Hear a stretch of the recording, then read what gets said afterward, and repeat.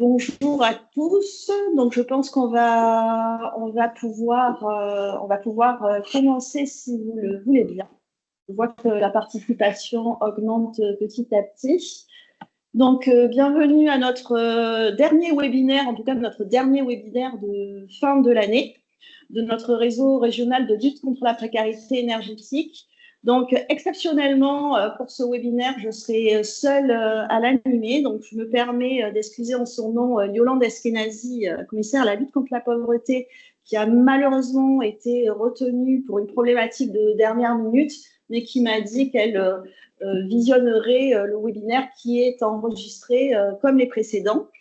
Pour ceux qui nous rejoignent seulement pour ce webinaire, je le rappelle que c'est la volonté de l'État et de la CRESACA d'avoir créé ce réseau régional de lutte contre la précarité énergétique pour amener les collectivités, les institutions, les acteurs associatifs du social comme de l'habitat à venir partager autour de thématiques communes qui les intéressent.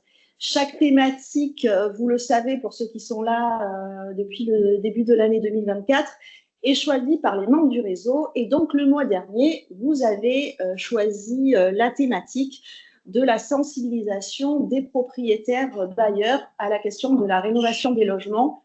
Tout cela, bien sûr, pour permettre aux habitants et notamment aux locataires de pouvoir sortir des situations de précarité énergétique dans lesquelles ils se trouvent.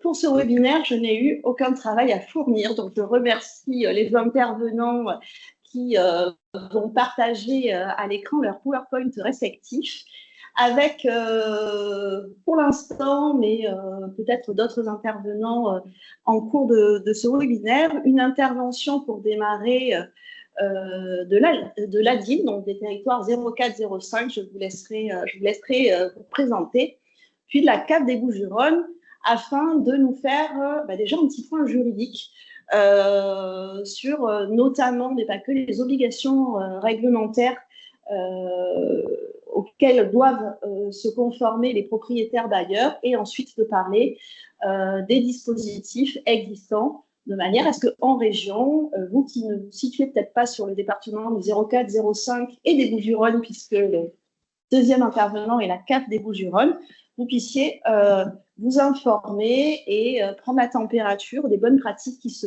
passent sur ces départements. Alors, on va laisser parler nos intervenants. N'hésitez pas à poser toutes les questions, puisque l'objet, c'est vraiment pas de faire quelque chose de descendant, c'est vraiment de pouvoir échanger tous ensemble. Voilà, je vais me taire parce que c'est pas ce que j'ai à dire qui est le plus intéressant, et je laisse la parole à Marina Bérer, donc directrice de la ville 04-05. Merci. Je vous laisse partager à l'écran, du coup, si vous le voulez bien. Allez, c'est parti. Bonjour à tous déjà, ravi de rejoindre ce webinaire, parce que pour nous, c'est une première pour le coup. J'espère que tout le monde nous entend bien. Donc, moi, je suis Marina Bérer, je suis directrice donc, de l'ADIL des Hautes-Alpes et des Alpes de Haute-Provence, donc 04-05, Alpes du Sud. Je suis accompagnée d'un conseiller juriste de notre équipe qui s'appelle Maximilien Bignon, particulièrement en charge de toutes les questions de lutte contre l'habitat indigne, et des questions de non-décence, du coup, qu'on va évoquer aujourd'hui. Je vais rapidement intervenir sur les questions de non-décence de logement. Je vais intervenir aussi sur ce qui concerne en fait une mission qu'on a spécifique en tant qu'opérateur avec la CCSS, avec la Caisse commune de sécurité sociale des Hautes-Alpes, sur ce qui concerne les visites de contrôle de décence des logements, mais je ne vais pas m'y arrêter parce que donc, de la CAP 13, du coup, on fera une présentation bien détaillée, donc pas la peine que je m'y arrête trop longuement. Et pour finir, je voulais évoquer avec vous en fait un programme qui s'appelle le programme BayRénov, qui est en train de se déployer sur l'ensemble des territoires métropolitains et d'outre-mer. Alors, je vais vous partager.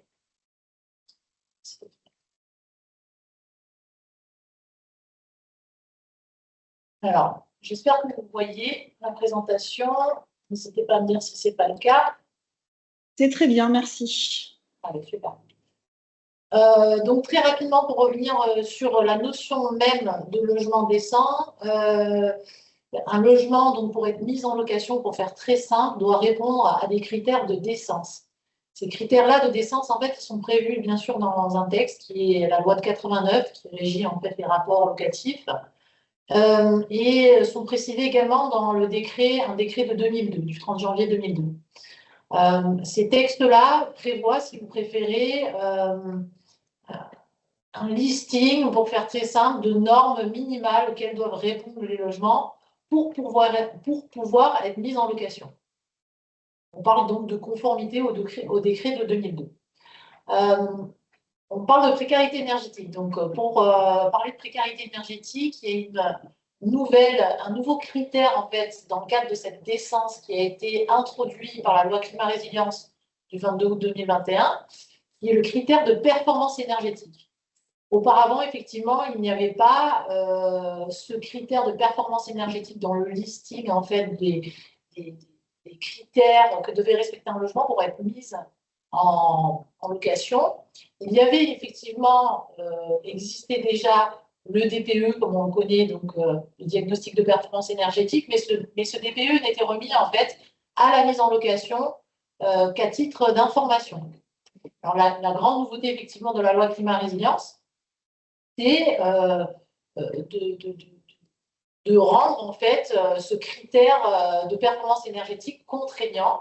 Et en fait, le DPE, si vous préférez, est devenu opposable. Alors, opposable, en droit, c'est un terme qui est important parce que ça veut dire qu'effectivement, depuis, le locataire peut s'en prévaloir.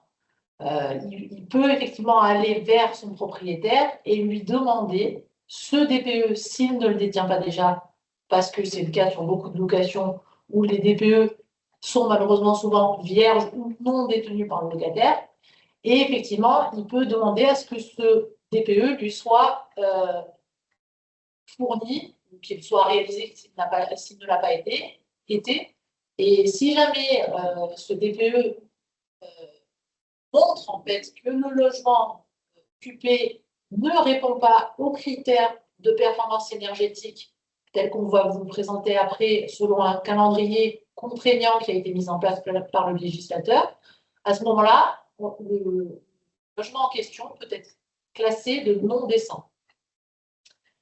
Alors, un logement non décent, jusqu'à maintenant, j'ai envie de dire, puisqu'on est à l'aube du 1er janvier 2025, un logement qui était considéré dès à présent par rapport à son DPE comme non décent, c'est lorsque sa consommation d'énergie, déterminée par le DPE, était égale à plus que 450 kWh par mètre carré par an. C'est un peu ce qu'on a appelé vulgairement les G+. Alors, il y en a pas mal sur nos territoires haut-alpins et bas-alpins. Je ne sais pas trop sur les autres départements, mais effectivement, on a rencontré quand même beaucoup de cas, dans le cadre notamment de la mission que nous avons en collaboration avec la CAF, de logements visités et qui présentaient une consommation supérieure à 450 kWh par mètre carré par an. Ces logements-là sont donc considérés comme non décents, donc interdits à la location. À partir du 1er janvier 2025, nous sommes à l'aube de cette première date, c'est tous les logements qui sont classés en G qui seront interdits à la mise en location. Autre précision importante que nous a apportée la loi Climat et Résilience, c'est que depuis le 24 août 2022, il y a une interdiction d'augmentation de loyer sur tous les logements qui sont mis en location qui sont classés F et G. Cette interdiction, elle entre en vigueur lors du renouvellement du bail ou de la remise en location. Effectivement, on a eu ces 2 dernières années à traiter beaucoup de contestations d'augmentation de loyer, parce que beaucoup de loyers sont donc, comme vous le savez, révisés sur l'IRL. Et lorsqu'effectivement les locataires se sont questionnés sur la possibilité ou non de réviser leur loyer, il s'était avéré qu'on vérifiait à ce moment-là si de la performance énergétique, en fait, du logement qui est occupé. Et si cette performance énergétique était, et si ce logement, était classé F ou G, il y a une impossibilité de réviser le loyer. Donc, effectivement, une contestation possible de cette révision si elle est effectuée automatiquement par le propriétaire. N'hésitez pas à m'arrêter ou à m'interrompre s'il y a des questions. Je ne sais pas trop comment vous avez l'habitude de fonctionner. On vous a mis un petit calendrier de la bascule en fait en logement non décent qui est assez parlant et qui, je pense, est assez visuel. Donc, vous voyez les prochaines échéances. Ce que je vous disais, c'est que jusqu'à maintenant, effectivement, il y a une interdiction de mise en location pour tous les logements qui consomment plus de 450 kWh par mètre carré par an. Mais là, on passe donc à la première échéance qui a été fixée, qui est celle de 2025, du 1er janvier 2025, avec l'interdiction de mise en location des logements classés G. Vous voyez que les prochains CF, les prochains CE, donc 2028 et 2034 pour les prochaines échéances.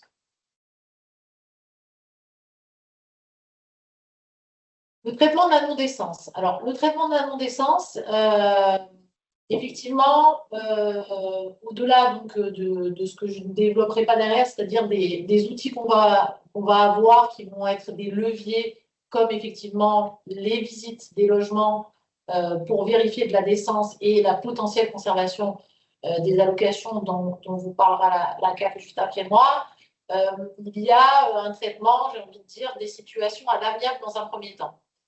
Très souvent, nous, on fait le constat au sein des ADIL, lorsque les personnes viennent nous consulter pour des difficultés dans leur logement, de précarité énergétique et d'autres qui classeraient le logement comme non décent, on peut faire le constat dans un premier temps que il n'y a pas encore eu en fait de prise de contact et de communication entre les parties au contrat. C'est-à-dire que, aussi surprenant que ça puisse paraître, mais les locataires n'ont souvent pas fait la démarche en fait vis-à-vis du propriétaire bailleur, de l'informer déjà de l'inconfort qu'ils ressentent ou des difficultés qu'ils rencontrent dans le cadre de leur logement, de l'occupation de leur logement, et ils n'ont pas non plus demandé aux propriétaires bailleurs tout simplement de faire des travaux ou de faire le nécessaire pour que ça rentre dans l'ordre. Donc, de toute façon, la première étape, lorsque on a un occupant, un locataire qui vient consulter un juriste de la DIL, ça sera de toute façon de lui conseiller, enfin de vérifier si un contact a été pris avec le propriétaire de l'appartement. Et s'il a été pris, est-ce qu'il a été pris simplement par SMS, comme on le voit souvent, ou ce genre de communication, ou est-ce qu'il a été fait en bonne et due forme par la voie d'un courrier recommandé avec accusé réception, en effectivement rappelant tout simplement, en informant déjà le propriétaire des difficultés qui sont rencontrées, et en lui rappelant tout simplement des droits et obligations de chacun, de chaque partie au contrat, et en demandant tout simplement au propriétaire bailleur d'intervenir sur les différentes difficultés rencontrées. Ces courriers-là, on est facilitateur dans le sens où effectivement on remet, ou en tout cas même sur notre site sont téléchargeables des courriers types à cet effet, en format Word bien sûr, modifiable, dont les personnes en fait, dont les occupants locataires peuvent se saisir pour faire ce premier courrier afin qu'il soit tout simplement fait en bonne et due forme. Après, on vous a marqué, si 2 mois après la demande du locataire, le propriétaire ne répond pas, le locataire il peut saisir effectivement la commission départementale de conciliation. Les conciliateurs de justice, la conciliation est toujours une voie effectivement qu'on exploite. On est toujours dans la phase amiable et effectivement, ça nous permet, parce que très sincèrement, derrière ces problématiques, souvent il y a d'autres problématiques liées au rapport locatif qui sont parfois et même souvent des problématiques d'impayés, parfois, de loyers notamment, ou tout simplement des problématiques de rapport humain entre propriétaires et locataires, surtout quand il s'agit d'une gestion directe et qu'au milieu, il n'y a pas un professionnel de l'immobilier qui régule un petit peu ces rapports-là. Donc, la conciliation est une bonne solution à certains dossiers, à certaines problématiques. Et les conciliateurs de justice, pour rappel, sont en mesure, eux, parce que pour rappel, nous, les ADIL, on va dire le droit, comme je le dis souvent, on va rappeler les règles de droit, on va expliquer les textes législatifs et les décrets d'application. Par contre, notre rôle n'est pas de trouver une issue à la problématique qu'il existe entre les parties au contrat. Alors, ça ne veut pas dire qu'on ne la trouve pas. Souvent, on la trouve parce qu'en tant qu'intervenant un peu de tiers de confiance et en rappelant effectivement les droits et les obligations de chacun, on arrive à trouver l'issue à une problématique. Par contre, ce n'est pas notre rôle. C'est vraiment le rôle des conciliateurs de justice qui ont d'ailleurs la faculté de s'écarter quelque peu de la règle de droit pour trouver une conciliation entre les parties. Voilà, c'est vraiment la grande différence. C'est-à-dire qu'eux vont finir par, si la conciliation réussit, faire signer un protocole d'accord entre les parties au contrat qui convient à chacun. Si le propriétaire ne répond pas ou refuse de faire les travaux, donc le locataire peut saisir le tribunal des contentieux. Ça, on passe après, à ce moment-là, en phase judiciaire, en phase contentieuse. Ce que je vous disais, c'est effectivement le cas spécifique des bénéficiaires des allocations de logement. Alors, les allocataires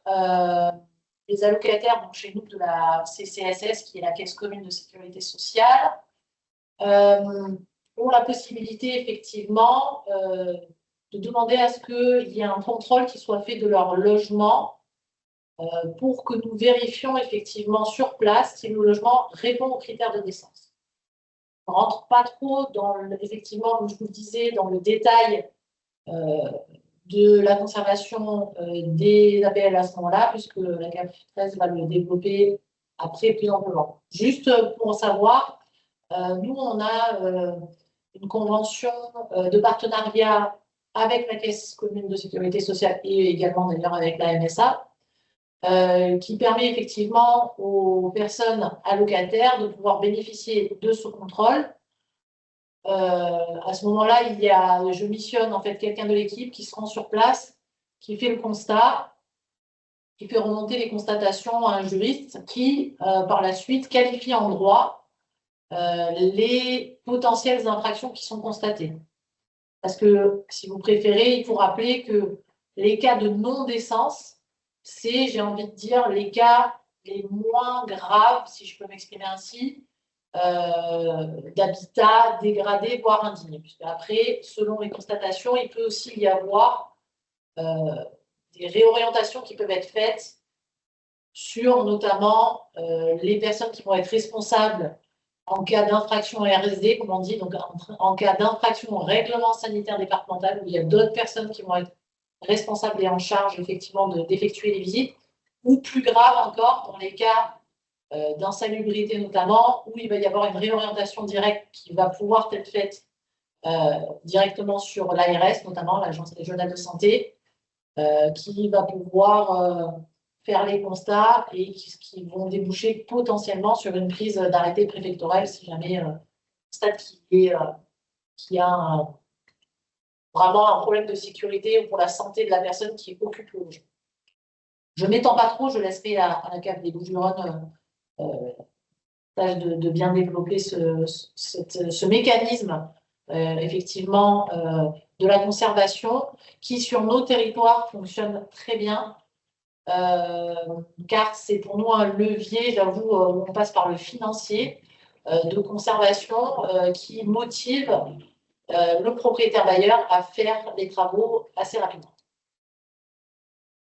Très rapidement et pour finir, je voulais vous parler de ce programme qui s'appelle le programme Bail Rénov, qui est un dispositif en fait qui arrive sur l'ensemble des territoires, qui est en train de se déployer petit à petit sur l'ensemble des départements, qui est un dispositif où on vise les propriétaires bailleurs et les locataires. Beaucoup de dispositifs en fait aujourd'hui existent dans le cadre des conseils France Rénov, vous connaissez bien notamment, d'aide financière notamment, ANA et autres, sur la rénovation énergétique. Il n'y avait pas vraiment encore de dispositifs et de programmes qui ciblaient particulièrement les propriétaires bailleurs et encore moins assimiler les locataires. Bail Rénov le fait. Alors, c'est vraiment un dispositif d'information et de sensibilisation, si vous préférez, vers un parcours de la rénovation énergétique, en embarquant, en tout cas en essayant d'embarquer le locataire avec. C'est un dispositif qui aujourd'hui, nous, est déployé depuis 2024 donc sur les Hautes-Alpes et qui se déploie à partir du mois de janvier sur les Alpes de Haute-Provence. Qui prend la forme tout simplement d'information et de sensibilisation avec de la réunion publique, et avec de l'animation, de l'aller vers, en fait, pour parler de tous les dispositifs qui existent au profit des propriétaires bailleurs pour les emmener vers une rénovation énergétique et potentiellement faire en sorte que leur logement demain consomme moins. Et cela prend la forme aussi d'entretien individuel et avec le propriétaire bailleur et du coup avec le locataire de ce propriétaire bailleur.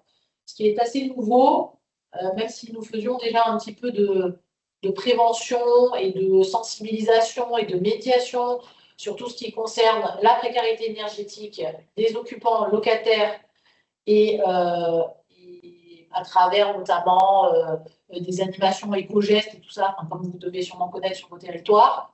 Là, c'est la première fois effectivement qu'on touche sur un programme le propriétaire bailleur va emmener en fait vers, enfin, le plus possible vers une rénovation énergétique dans la phase information, sensibilisation, mais jusqu'à la phase opérationnelle, puisque comme vous le voyez dans le consortium, alors je n'ai pas nommé tout le monde ici parce qu'en fait sur nos territoires, on n'a pas tout le monde du consortium national. Sur le bail rénov, là, on travaille principalement avec Adil, Solia et l'UNPI.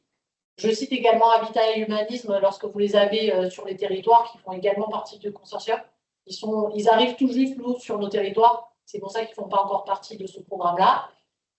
Mais voilà, sachez que c'est le travailler ensemble entre les juristes, les unions effectivement nationales et locales des propriétaires immobiliers et les opérateurs que nous avons sur place pour tout simplement prendre par la main, j'allais dire, les propriétaires bailleurs.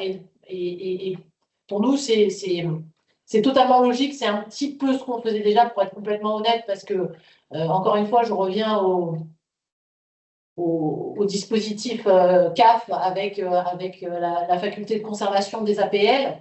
Lorsqu'on constate un logement qui est non décent et qu'on écrit au propriétaire pour l'informer tout simplement du constat de non-décence et relever avec lui les différents points sur lesquels il doit agir pour rendre de nouveau son logement décent.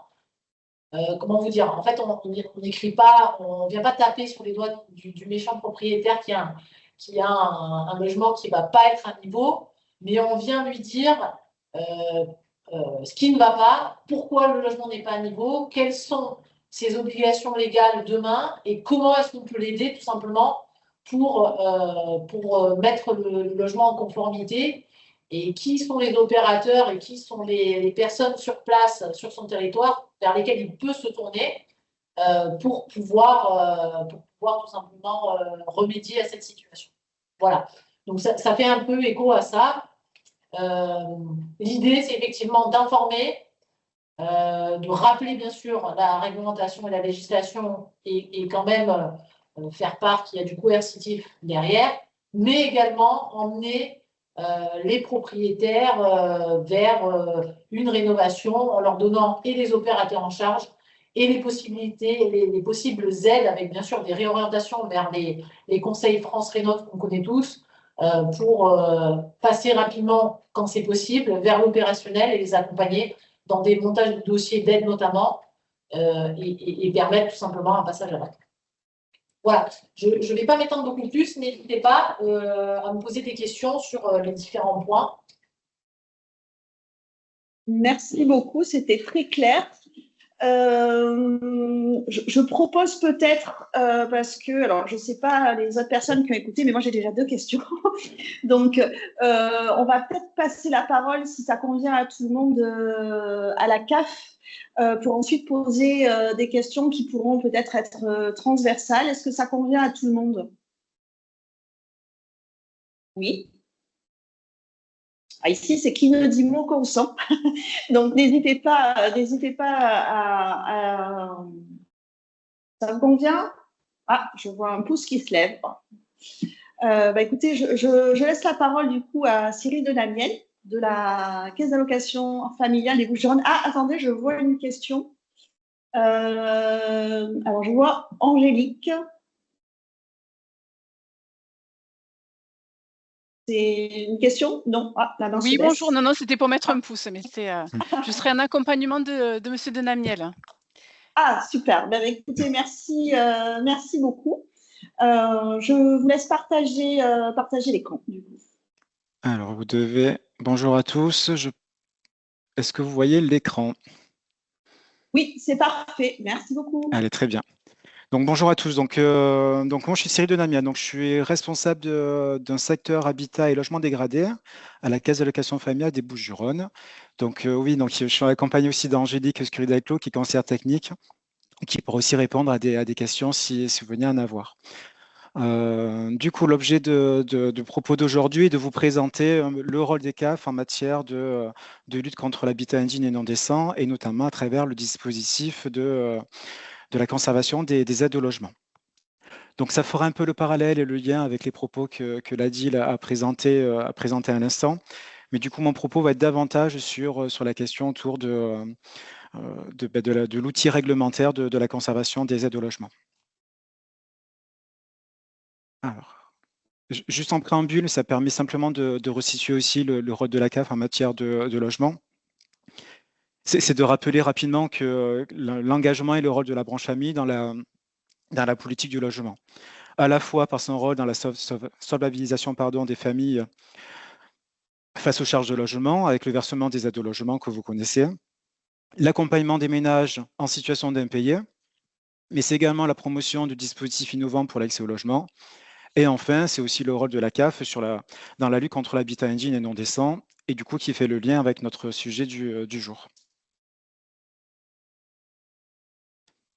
Donc là, il s'agissait rapidement, je ne vais pas m'éterniser sur le sujet, mais de faire un focus sur, finalement se dire sur le focus sur l'habitat indigne et indécent, et qu'il y a finalement des compétences et des interventions différentes en fonction du sujet. Ce point a été abordé rapidement par la dit tout à l'heure, justement en disant, en fonction de la situation du logement, il y a la non-décence, il y a également tout ce qui relève du péril et de l'insalubrité, avec des compétences différentes, que ce soit alors le RSD, compétences du maire, préfet, tout ce qui relève de la santé, et ensuite sur la sécurité également.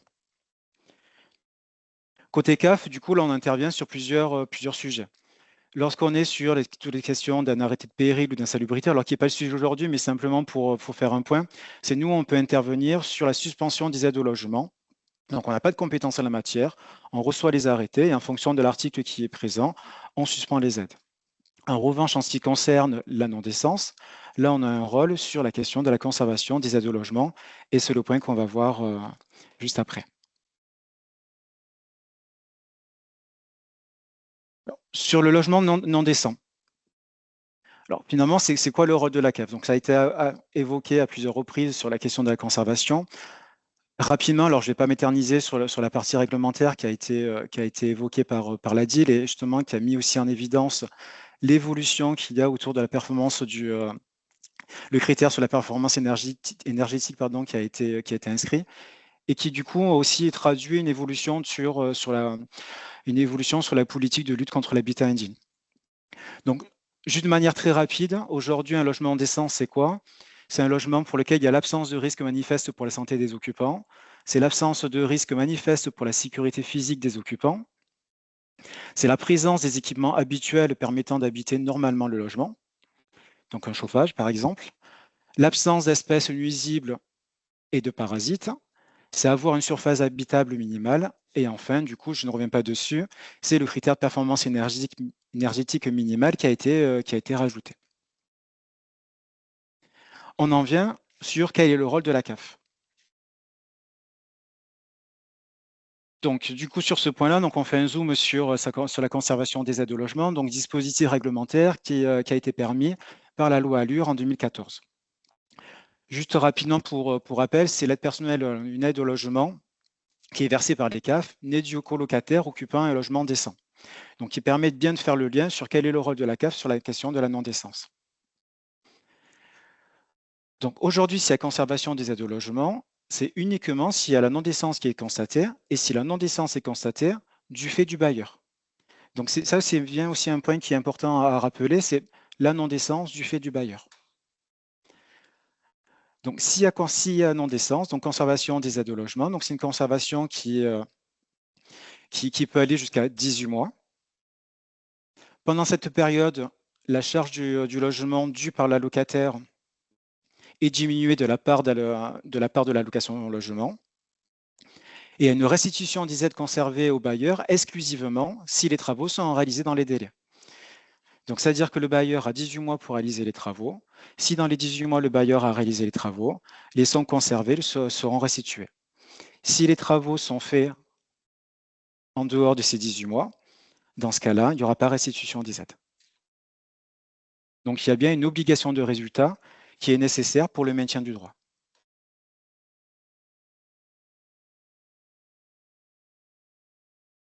Donc, le dispositif de conservation s'appuie sur 2 diagnostics. Il y a un diagnostic initial qui pose le constat de décence ou de non-décence, donc par rapport aux critères qu'on a vus précédemment. Et enfin, il y a un deuxième diagnostic, un diagnostic de contrôle. Donc, c'est un diagnostic qui permet de voir s'il y a non-décence qui a été statuée. C'est est-ce que les travaux ont été réalisés et est-ce que les travaux permettent de lever la non-décence qui a été constatée. Les diagnostics sont établis par des organismes qui sont habilités par la CAF. Donc après, en fonction des territoires, des partenariats, de l'histoire sur le territoire, il peut y avoir des fonctionnements différents. Il peut y avoir des caisses, mais c'est rare qu'ils peuvent du coup faire des diagnostics en propre avec leur personnel. Il y a également du coup ensuite des CAF, et c'est le cas côté Bouches-du-Rhône, où on a lancé un marché public dans lequel on mandate après des opérateurs pour faire des diagnostics de non-décence lorsqu'il y a un signalement d'un allocataire qui a été établi. Mais on travaille également en lien avec les communes, alors avec les organismes publics, ça peut être aussi l'ARS, mais également avec les communes, parce qu'on veut travailler dans une logique de partenariat et d'efficience. Donc du coup, les communes peuvent être, par exemple, habilitées pour réaliser des diagnostics de non-décence. L'enjeu pour nous, c'est aujourd'hui, on s'aperçoit qu'il y a une proximité assez fine entre la réglementation qui relève de la municipalité, des mairies autour du RSD, du CSP, donc le Code santé publique, et de la non-décence. Et finalement, au lieu de faire 2 visites, une visite côté ville et une visite côté CAF, on se dit il faut qu'on travaille aujourd'hui sur notre efficience au niveau de notre action. Et donc, c'est le travail que l'on mène aujourd'hui avec plusieurs communes, et se dire comment travaille le lien avec la commune pour que lorsque la commune fait une visite de logement, elle puisse faire une visite en intégrant à la fois la question des critères de non-décence. L'objectif, du coup, est de positionner la question le dispositif de conservation comme un outil pour rendre plus efficient encore l'action de la municipalité. De manière concrète, il y a un signalement de mal-logement qui est signalé. La commune fait un diagnostic. Si ça relève de la non-décence, et ou aussi du RSD, la commune va faire le travail d'information, d'accompagnement et éventuellement de mise en demeure. Si le travail côté mise en demeure ne suffit pas, c'est là que le travail, l'articulation avec le dispositif de la CAF est pertinent et permet aussi de travailler la question de l'efficience. C'est aujourd'hui, la ville peut nous adresser le diagnostic et là, on procède à la conservation des aides. Donc du coup, on revient bien là sur la question qui a été aussi abordée tout à l'heure, sur l'outil coercitif qu'il y a sur le dispositif. Et c'est un outil du coup qui permet aujourd'hui de pouvoir inciter le bailleur à faire des travaux. Autre point, ça me permet aussi de rebondir sur un point qui a été abordé par la DIL, c'est la question de l'accompagnement. Aujourd'hui, on ne se positionne pas sur, lorsqu'il y a logement non décent, c'est forcément des marchands de sommeil ou des bailleurs qui sont malveillants. Il y en a, donc ça effectivement, ça fait partie aussi du paysage malheureusement, mais c'est aussi que la notion de non-décence, elle est parfois méconnue, aussi bien des bailleurs que des locataires.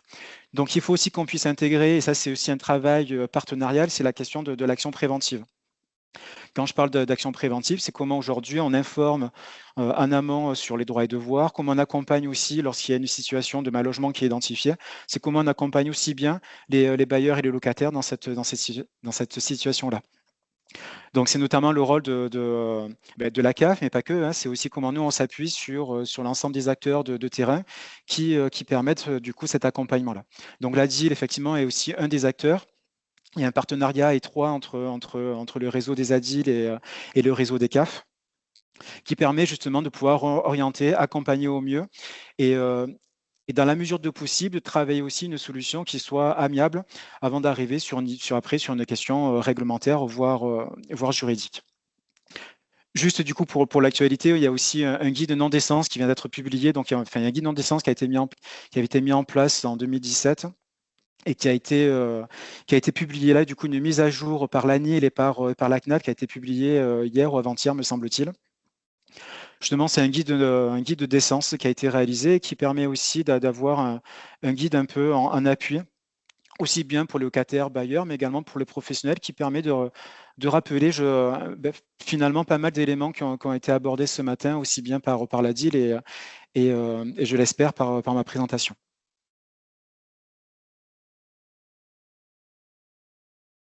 J'en arrive à la conclusion.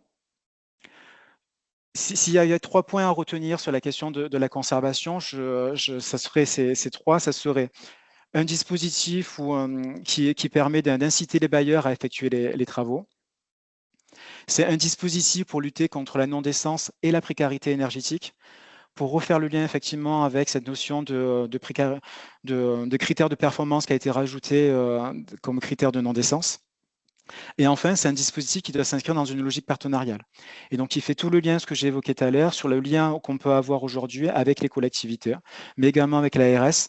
Et aujourd'hui, comment la conservation est un outil de lutte contre l'habitat indigne et non décent, mais qui s'inscrit également dans les pôles de lutte, dans les plans de lutte contre l'habitat indigne qui sont développés dans chaque département. Voilà en quelques mots ce que je pouvais dire pour illustrer un petit peu le rôle des CAF sur la question de la conservation. Je vous remercie et du coup, c'est bien comment vous avez pu compléter ce que disait la DIL. Je laisse la parole du coup aux membres du réseau. Est-ce que vous avez des questions ou est-ce que éventuellement vous avez des interventions complémentaires à faire du fait de vos métiers respectifs qui pourraient apporter un éclairage sur ce sujet? Oui, j'ai une question. Oui. Alors, j'ai une question, en fait, c'est la même pour la DIL et pour la CAF. Déjà pour la DIL, par rapport au programme Bail Rénov, et pour la CAF aussi, parce que dans le diaporama, j'ai lu qu'une information accompagnement auprès des bailleurs et locataires est effectuée. Je voulais savoir si les bailleurs sociaux sont concernés aussi par le programme Bail Rénov et par la sensibilisation et l'information. Alors, dans un premier temps, pour le moment, en tout cas, sur Bail Rénov, ce sera les propriétaires privés, donc pas pour le social pour le moment. Le but, ce sera d'accompagner vraiment les propriétaires privés qui ne sont pas informés, contrairement aux bailleurs sociaux, sur justement la législation en matière de performance énergétique, mais également les aides dont ils vont pouvoir bénéficier, notamment tout ce qui est MaPrimeRénov', etc. Pour l'instant, c'est purement sur les propriétaires privés. Et côté CAF, si je peux rebondir, et du coup, ça me fait penser que j'ai un point que j'ai pas mentionné, pardon. C'est nous aujourd'hui, si on fait la conservation des aides, c'est uniquement sur la LF et la LF. ALS, pardon, et ALF. Donc, du coup, sur tout ce qui est sur les APL et en lien avec les bailleurs sociaux, aujourd'hui, on n'a pas de compétences côté CAF pour faire une conservation. Donc, ça, c'est pour le premier point sur le lien avec les bailleurs sociaux, sur la question de la conservation. Sur la question ensuite du lien avec les bailleurs, nous, aujourd'hui, on s'appuie sur notre réseau, que ce soit la DIL, mais également les associations de terrain. Mais effectivement, on est davantage au regard de notre champ de compétences sur la LF et la LS sur les bailleurs privés. D'accord, merci. Une autre question, un témoignage? Non?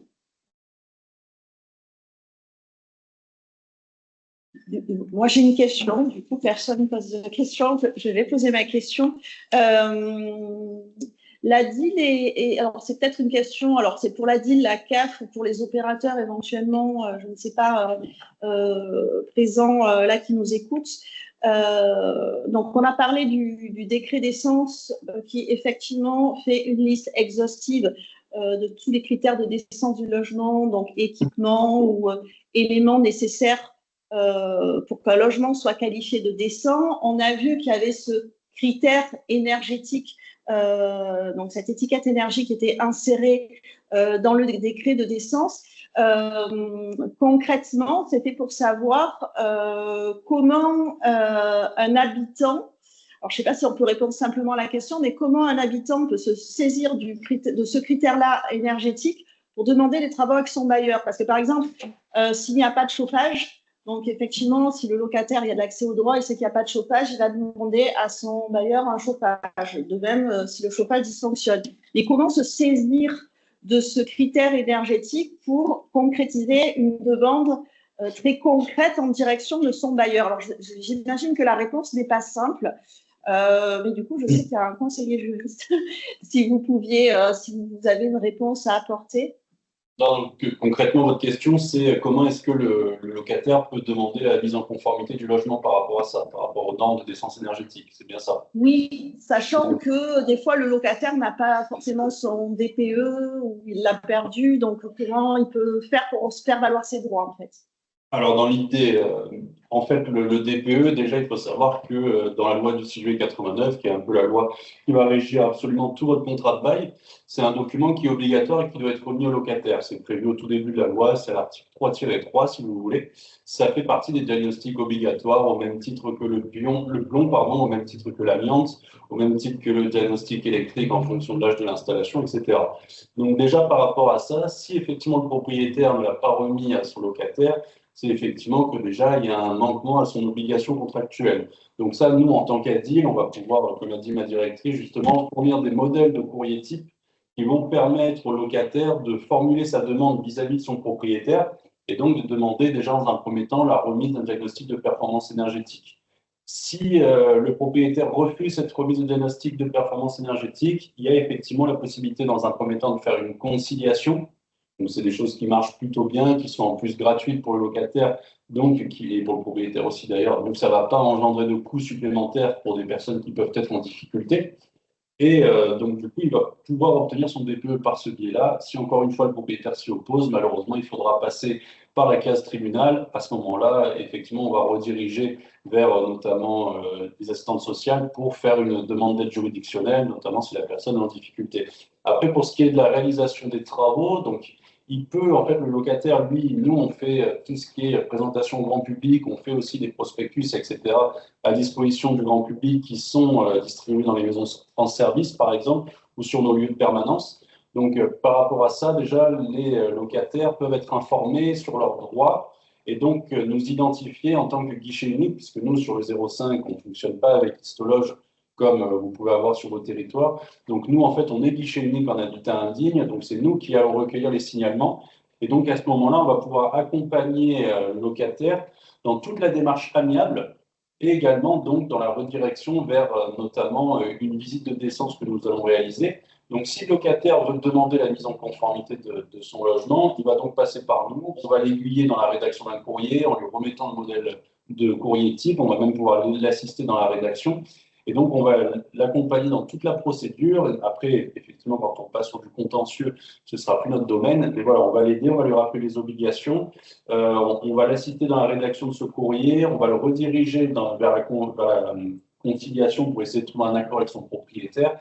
Et si effectivement l'accord n'est pas possible, eh bien, on va l'assister, enfin, on va lui expliquer quels sont donc ses droits et comment il peut saisir les tribunaux et après le rediriger vers les acteurs compétents. Et lorsque la personne est allocataire caisse de sécurité sociale des Hautes-Alpes, donc lorsqu'elle touche des aides au logement, à ce moment-là, effectivement, nous, on va pouvoir nous-mêmes donc prendre le signalement, forcément, et faire la visite par nos propres services. Donc, en fait, il y a deux possibilités. Soit vous avez un locataire qui est allocataire, pour les aides au logement, il va pouvoir nous solliciter pour que nous réalisions la visite. Et lorsqu'il n'est pas allocataire, on va pouvoir l'accompagner vers une démarche donc amiable dans un premier temps, puis judiciaire en cas de non-réponse du propriétaire. Merci. Et du coup, là, c'est peut-être pour compléter pour la CAF, donc, ce qui veut dire qu'un acteur de terrain, un opérateur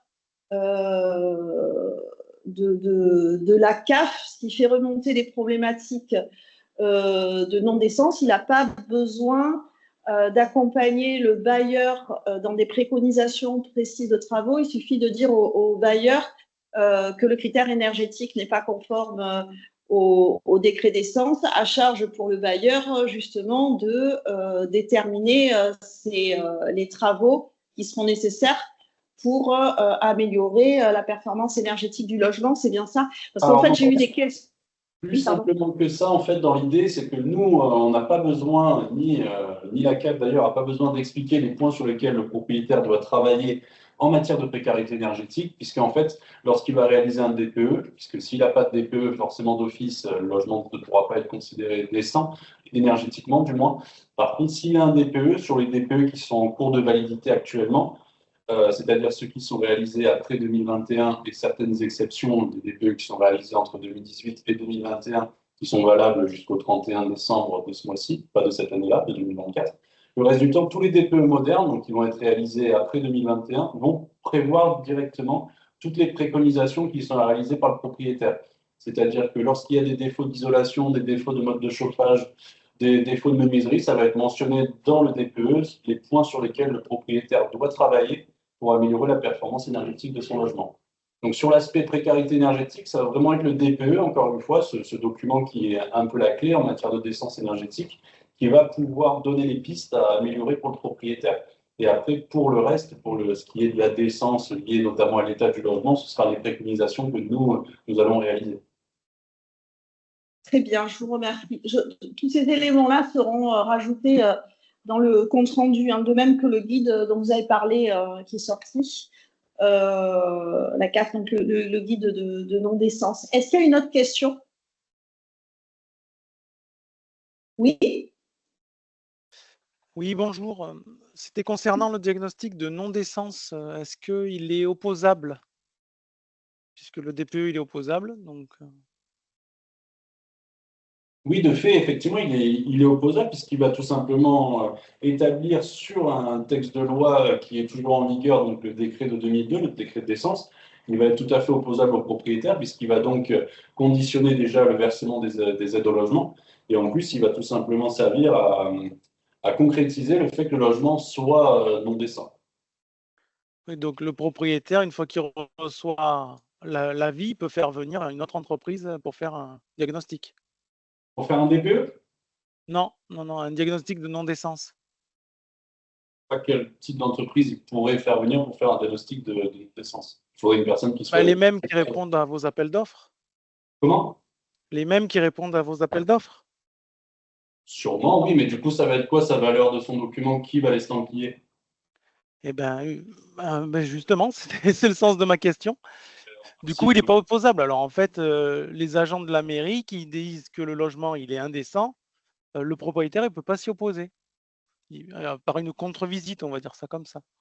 En principe, non, sur ce fait-là, non, il pourra contester la validité du rapport qui est mis en place, Voilà. en prouvant effectivement si lui, il avait un DPE et que c'est le locataire qui, par exemple, pour X raison, lui, il n'a pas voulu, le propriétaire n'a pas voulu se déplacer et c'est le locataire qui n'a pas voulu fournir le DPE, etc. À ce moment-là, il pourra contester en disant, moi, j'ai les documents, mon logement est conforme. Vous avez les preuves d'état des lieux, il était conforme, parce que ça peut être aussi le locataire qui a abîmé le logement, etc. Là, à ce moment-là, pourquoi pas contester? Mais sur la validité du document lui-même, si tout a été fait dans les règles, qu'il y a eu un respect du principe de contradictoire et que la visite est conforme aux éléments qui ont été fournis à la personne qui réalise la visite, ça va être compliqué à contester. Oui, d'accord. Okay. Moi, je peux pas, pardon, je peux pas répondre sur la question juridique. En revanche, sur la question du contradictoire, effectivement, je peux rebondir. C'est un point sur lequel on est très vigilant et que du coup, que le bailleur et le locataire soient bien invités lors de la visite, justement pour éviter qu'il y ait après des retours ou des difficultés ensuite dans le traitement du dossier. Donc ça, c'est un point pour lequel on est très attaché.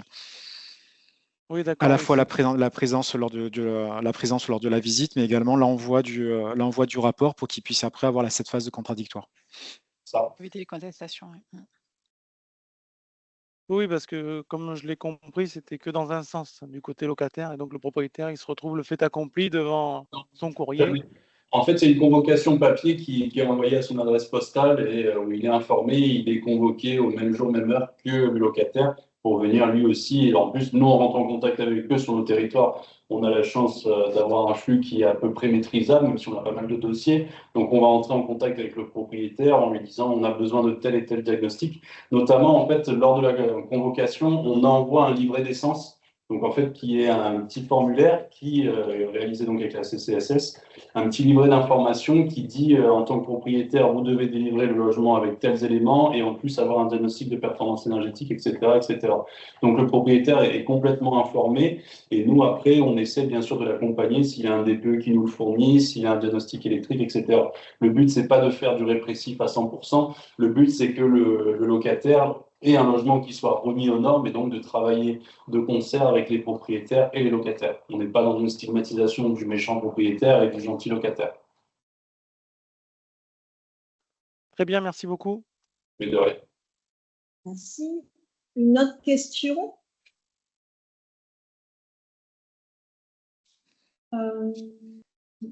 Moi, j'aurais une question. On a parlé de la conservation des aides au logement durant une période de 18 mois qui était du coup restituée aux propriétaires bailleurs si les travaux n'étaient pas réalisés. Si les travaux, pardon, étaient réalisés. Si les travaux ne sont pas réalisés au terme des 18 mois, donc en fait, les aides au logement sont conservées. Alors, je sais que les médiations et la conservation des aides au logement, c'est un dispositif très efficace pour éventuellement les propriétaires bailleurs qui ne feraient pas de travaux. Je voulais savoir si, c'est toujours pareil, alors peut-être café à deal, hein, si en justice, donc il va s'agir d'une dette locative, cette dette locative in fine peut engendrer l'expulsion des locataires ou si en justice c'est traité différemment du fait que il s'agit d'une dette qui est consécutive à une conservation réglementaire. Je ne sais pas si je me suis exprimée de manière claire. Oui, j'ai compris, je pense, à la question. Je ne sais pas si la CAP 13 veut répondre à ça, mais moi, je suis en mesure de répondre aussi, comme vous voulez. Parce que je sais que c'est très efficace.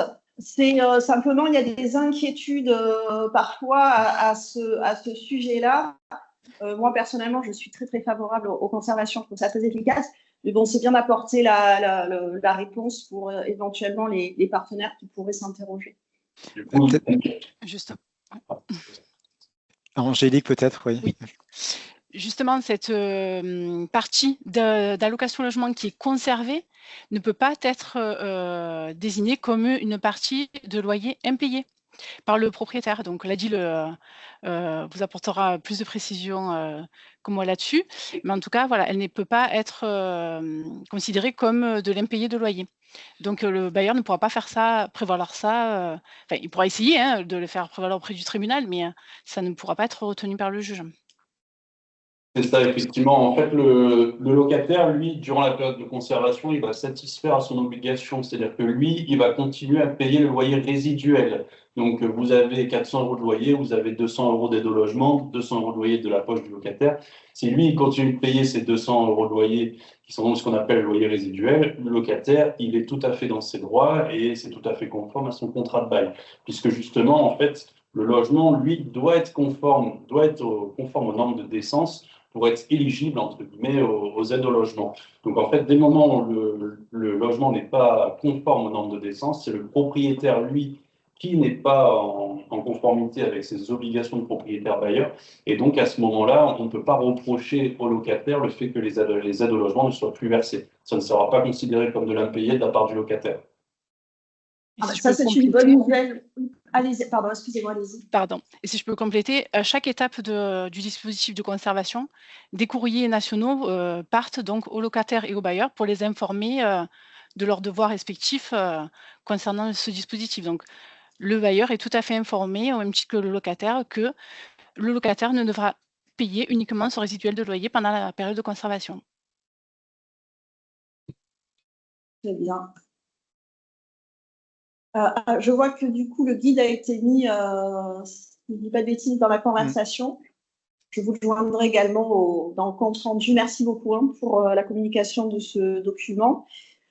Oui, c'est une bonne nouvelle parce qu'effectivement, il y a eu des acteurs qui avaient fait remonter que des locataires avaient été assignés sur le fondement de la dette locative en raison de la conservation, mais de savoir que le juge ne retiendrait pas logiquement l'argument, comme en matière d'arrêté d'insalubrité, hein, où l'aide au logement, où le loyer carrément est suspendu. dû, Donc ça, c'est une bonne nouvelle. Oui. Oui, non, pardon. Le loyer n'est plus dû s'il y a l'article nécessaire. La suspension, là, c'est une suspension des droits qui est mise en place et non pas une conservation. Hein. Oui. Oui, là, c'est différent pour la procédure d'insalubrité et effectivement, la conservation des aides au logement, pour l'un, c'est la conservation d'une part et pour la procédure d'insalubrité, c'est tout le loyer qui cesse d'être dû, effectivement. Oui. Une autre question? Non, c'est que tout a été particulièrement clair. Écoutez, on arrive 1 heure, on a tenu... Ah, je vois une question. Oui. Non? Oui. Je me posais dans le cas des locataires qui ne touchent pas d'allocation logement, si c'était toujours possible de fonctionner avec la caisse des dépôts et des consignations. Il me semblait avoir entendu cette possibilité à un moment. Voilà.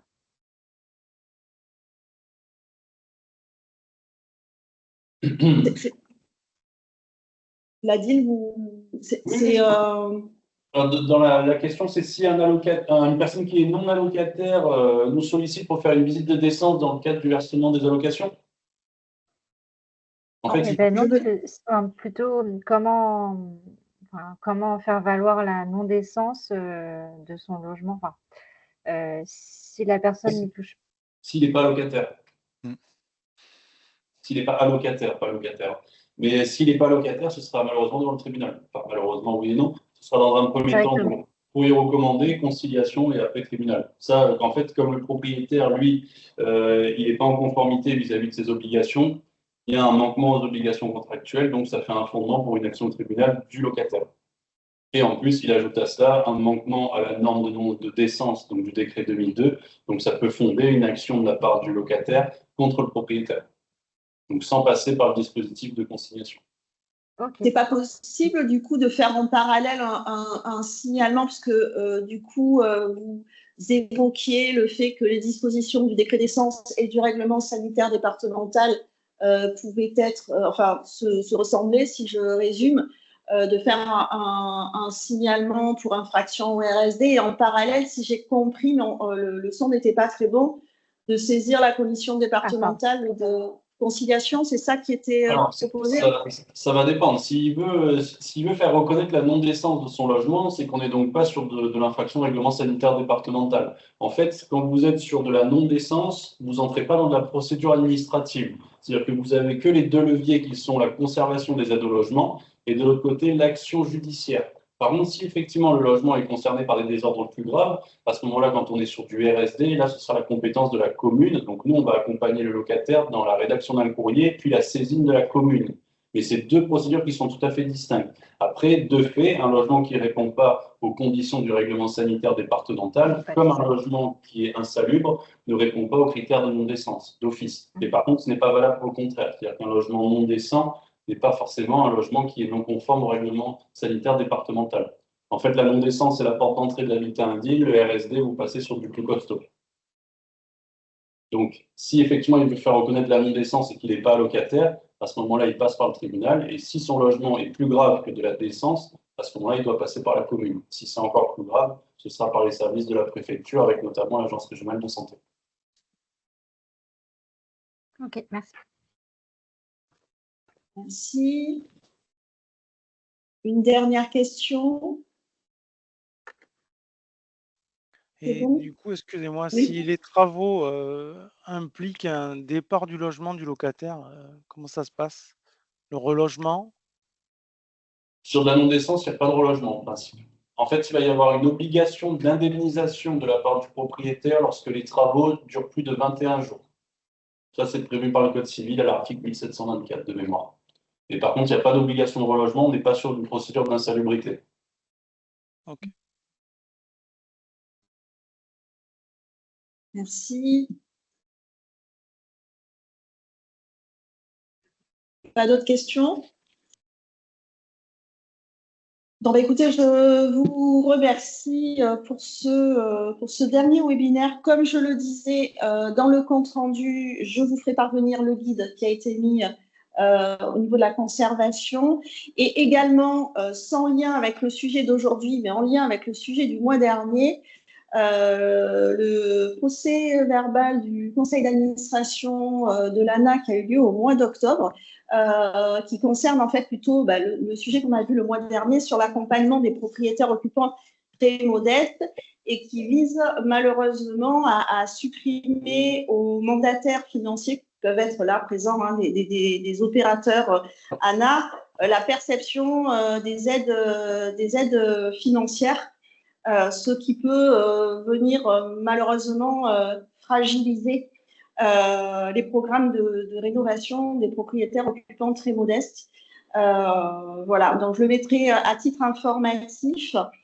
Je me permets de vous faire remonter une proposition du coup de Yolande Eskenazi que j'excuse une fois de plus du fait de son absence de ce jour involontaire. Bien évidemment. Donc, elle vous propose de nous retrouver donc, le 3e lundi du mois de janvier, ce qui amènera au 20 janvier, pour faire un peu un webinaire de conclusion sur les thématiques qu'on a vues ensemble toute l'année 2024 et de travailler ensemble, ça sera vraiment un groupe de travailler ensemble sur la programmation 2025, de comment on envisage que le réseau puisse se poursuivre, se transformer si nécessaire. On a vu qu'au début de l'année 2024, 5 thématiques avaient été abordées, on les a toutes abordées. Peut-être que vous en avez d'autres et je vous laisse me les communiquer. Si vous n'avez pas d'autres thématiques que vous souhaitez aborder en webinaire, ça veut dire que peut-être il faut transformer la façon d'échanger ou nos orientations l'année prochaine. Et l'idée d'un réseau, c'est de partager nos réflexions ensemble. Donc, c'est la fin de l'année, il va y avoir les vacances, ça laisse tout le loisir, pas forcément de penser qu'au travail, mais peut-être un tout petit peu au réseau pour se retrouver ensemble, du coup, le 20 janvier pour conduire ce travail-là, si vous en êtes d'accord. Je vous laisse me faire un retour, là, si vous avez d'ores et déjà des idées de sujets ou d'idées pour, là ça fait un peu interro surprise, mais bon, d'idées sur le devenir du réseau, n'hésitez pas. Sinon, je vous mets à l'aise, c'est 14h37, techniquement, le webinaire, l'heure est terminée et tout le monde peut vaquer à ses occupations. Donc, je vous laisse la parole 2 minutes et puis après, je vous souhaite une bonne après-midi. Ah, bon après-midi, du coup. Merci, merci beaucoup. Je vois dans la conversation. Bonne fin d'année également. Je pense que ça annonce la fin du webinaire. Écoutez, je vous remercie beaucoup pour votre participation toute cette année et je vous dis rendez-vous le 20 janvier. Vous aurez toutes les informations sur le prochain webinaire dans le compte-rendu qui vous sera transmis. Merci à tous, merci aux témoins et excellente fête de fin d'année à tout le monde. Bonne fête à vous aussi, au revoir. Merci, au revoir. Au revoir. Au revoir.